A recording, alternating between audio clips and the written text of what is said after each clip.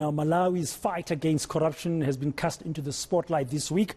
This after President Lazarus Chakwera dissolved his cabinet amid several ministers facing graft allegations. Now, reports seem to indicate a rift between Chakwera and the country's anti-corruption unit boss. That's due to leaked audio that implies a lack of support from the president. So what's really going on? Let's speak now to Emma Kaliya. She's the director of the Malawi Human Rights Resource Center. Emma, good afternoon and thank you very much for your time. So government dissolved or cabinet dissolved on Monday, pending further investigations. Can we just begin there, Emma? What's the status quo right now? Maybe, thank you so much, Moyane. Maybe it would be only fair that we get back to where this whole issue comes from or starts from.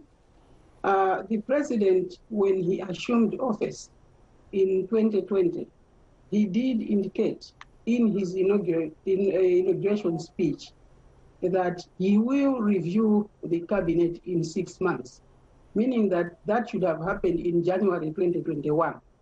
But it never happened. Apparently, the same January, we lost 2 cabinet ministers due to COVID. And then the whole issue stopped. Then people started now speculating why the president could not do what he had promised to do. So it has been on and off, people asking why he's not reviewing his cabinet, why he's not reshuffling his cabinet, but also in the process accusing others that maybe they are involved in corruption. So this audio from between the ACB Director General and this unknown person whom I don't even know has just sparked the ongoing conversation that has been there for a very long time. Hence, when this conversation happened, and then the president followed up, that was the same time now that we are hearing that the president has decided to dissolve his whole cabinet. But that was also followed by calls from the faith-based institutions calling for the president to reshuffle his cabinet because they are hearing that there are allegations of corruption happening within the cabinet. So yes, it is true, and we are still waiting because the president said he is going to announce the new cabinet in 2 days. Okay, so there's going to be a new cabinet. Currently, the president is preparing to make that announcement later. But this whole anti-corruption issue and this leaked audio, does it indicate really that President Chakwera does not support the fight against corruption? From the public perception, it may be difficult for me to balance the two. There are some who are saying he does not, but there are also some who are specifically saying he is doing as much as he can to make sure that corruption is kept in Malawi. So you have two views from the public, others saying yes, others saying no.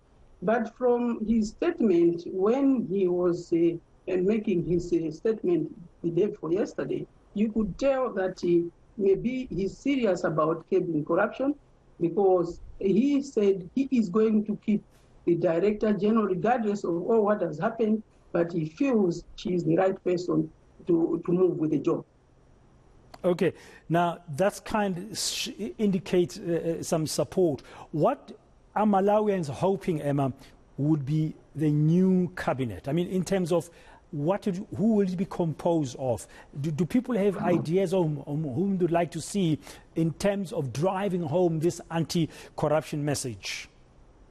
Yes, people have so many proposals. Human nature tells us that you can propose everything, but I think specific issues that have picked from the public, one is to have a lean cabinet. 2 is that the president does not repeat, according to the populace, he does not repeat appointing people from the same families because he was also accused of appointing relations, not relations to him, but relations from the same family, maybe 1 or 2 people. Hence, people are calling upon him now not to do that again. The second other issue is a lean cabinet of about 20 that would bring economic efficiency, but also who are capable of holding those positions and not just putting people in place who may not change the status quo.